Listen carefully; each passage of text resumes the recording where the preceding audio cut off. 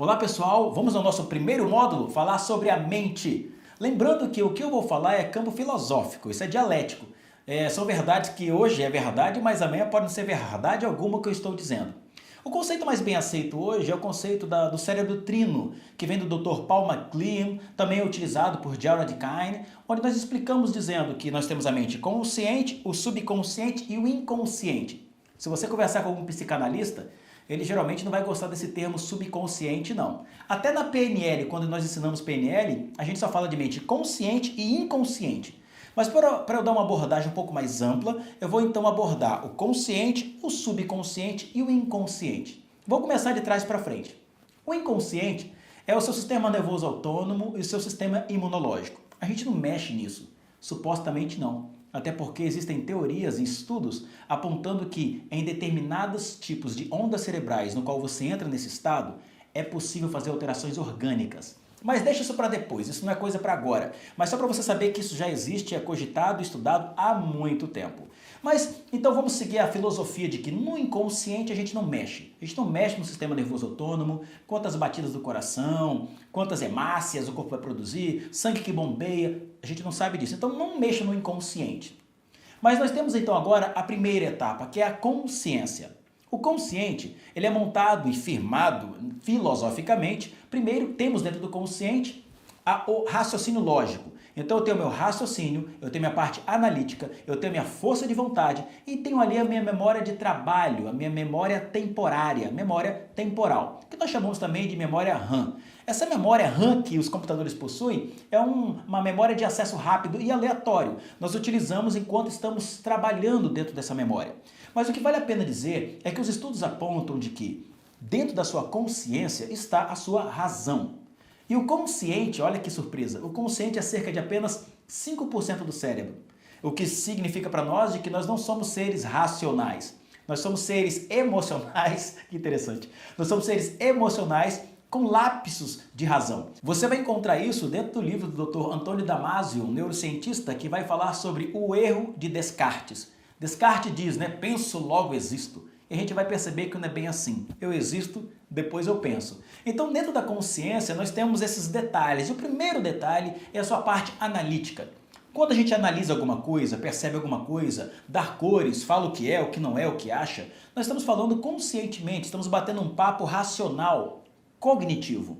Lembrando que processos cognitivos, estamos utilizando 5% do cérebro. Lembre-se disso. Aquilo que você quer razão, aquilo que você quer explicação, 2 mais 2, 4, 3 vezes 2, 6, esses resultados rápidos, essas equações cognitivas, estamos usando a nossa consciência, estamos usando a nossa razão. Então a razão está dentro do processo analítico, dentro do meu raciocínio lógico, que faz parte da consciência. Dentro do consciente também temos a nossa memória rápida de trabalho, que é essa memória que usamos agora, inclusive para aprendizado e troca de informações. Você está consciente de onde você está sentado, deitado, você está consciente que eu estou falando com você em vídeo. Essa consciência que temos é o nosso processo consciente, mas isso só é 5% do cérebro, lembre-se disso. E temos aqui uma coisa super interessante, dentro do consciente também temos a força de vontade. A força de vontade, eu sempre digo que a força de vontade não muda ninguém, mas a força de vontade é uma mola. A força de vontade é a possibilidade inicial de mudança. Sem força de vontade, ninguém muda. Então, ou seja, eu preciso de um processo cognitivo, eu preciso de uma razão, eu preciso ter analisado o que eu quero mudar. Se uma pessoa não tiver a força de vontade para a mudança, ela não muda, porque a força de vontade não é que causa mudança, mas a força de vontade é aquilo que te propulsiona, é aquilo que te joga para uma nova mudança, para uma mudança de comportamento e status. A força de vontade, ela é fundamental para qualquer processo de mudança, inclusive de comportamento. Você não sei se você sabe, mas o cérebro humano tem algo como novo em aproximadamente no máximo 7 semanas, ou seja, durante no máximo 1 mês e meio é que a gente tem algo como legal, como novo, como diferenciado. Depois disso, o cérebro perde energia novamente em relação àquilo e aquilo que eu achei que era massa, depois de 1 mês e meio, já não é mais a mesma coisa. Tem gente que perde esse estímulo bem antes, 2 semanas, já esqueceu, deixa pra lá, quero outra coisa. Então lembre, a força de vontade é fundamental para um processo de mudança, mas apenas pela força de vontade ninguém muda. Por quê? Porque a força de vontade é um processo cognitivo que usa apenas 5% do cérebro. Agora, o nosso subconsciente é aqui que o nosso processo quer trabalhar. Cognitivamente, lá na consciência, eu vou usar para fazer uma análise do que eu quero, do que eu não quero, do que eu desejo, campo, discussões, bate-papo, processo, metas, métricas, estados atuais para estado desejado. Isso eu faço essa análise estratégica usando a minha consciência. Eu preciso analisar, raciocinar e tá tudo bem. O consciente faz parte da gente. Mas agora vamos falar sobre o subconsciente, que é o nosso maior objeto de estudo, que é exatamente aqui que está o grande segredo e o grande pulo do gato. Dentro do subconsciente, nós temos diversas coisas. E dessas diversas coisas está a coisa principal, a emoção. Nós somos seres emocionais. Pessoal, sem emoção, a gente não sai de casa.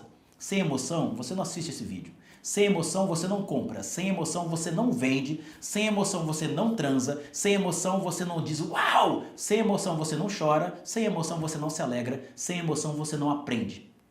O primeiro processo para o aprendizado é ter uma emoção envolvida. Eu vou desenvolver isso mais para frente um pouquinho, mas se eu quero começar a ter uma performance diferente naquilo que eu faço, no resultado que eu quero, naquilo que eu estou aprendendo, é fundamental colocar uma emoção. E o que a gente quer trabalhar é exatamente a emoção. E dentro desse conceito do cérebro trino, as emoções são 95% do cérebro, ou seja, nós vamos ter que trabalhar nossas emoções se nós queremos ter os resultados que esperamos.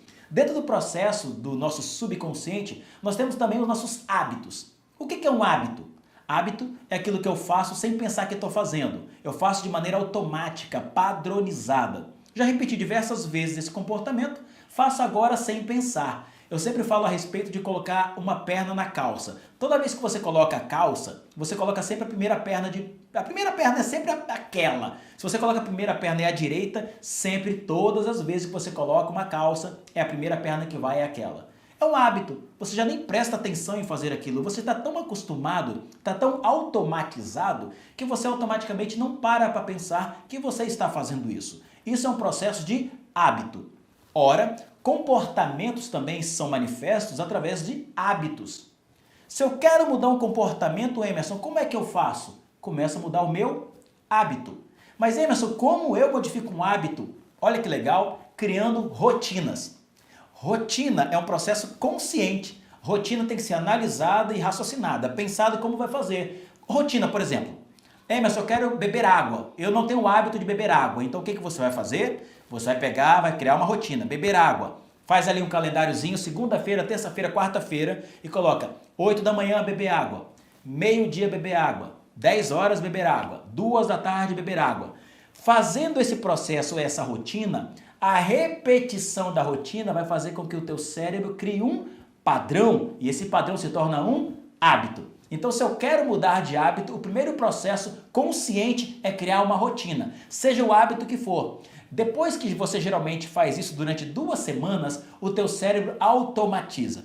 Lógico, isso não é um padrão. Antigamente a gente falava que o cérebro aprende em 21 dias. Isso não é verdade, pessoal, isso é falácia. Mas a verdade é que, pela repetição, o meu cérebro aprende. E as maneiras que eu tenho de aprender é através da repetição e forte impacto emocional. E a partir daí eu adquiro velocidade dentro da minha repetição, que é uma maneira de aprendizado também. Contudo, o que eu vou precisar fazer? Criar rotinas para modificar padrões. Criar rotinas para modificar hábitos. Você tem um hábito ruim? Tem um hábito que você não gosta? Tem uma coisa que você quer tirar de você? Cognitivamente, racionalmente, analise e escreva o que você vai fazer cognitivamente. Repita, repita, repita, até que teu cérebro aprenda. Tem gente que repete 2, 3 vezes e aprende, pessoal. Tem gente que repete 50 e ainda não aprendeu.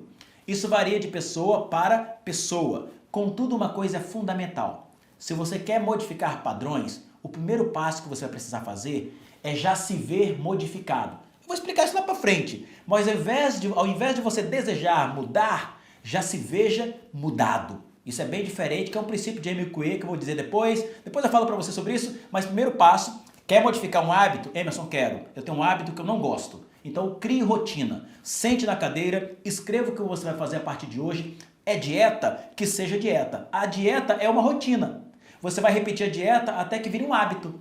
automaticamente depois você vai acordar pela manhã, já vai pegar uma água, vai trocar. Quer ver o seguinte? Modifique o pé que você coloca da sua calça. Ao invés de ser uma, coloque outra. E você vai ver como no início é difícil, mas depois se torna normal. Como cruzar os braços. Se você cruzar o braço agora, você vai cruzar de maneira normal. Cruze ao contrário e você vai ver como é diferente. Então o passo inicial agora é mudança de hábito. Se eu quero mudar de hábito, o que eu preciso mudar? Rotina. Compreendido isso? Vamos para o próximo passo.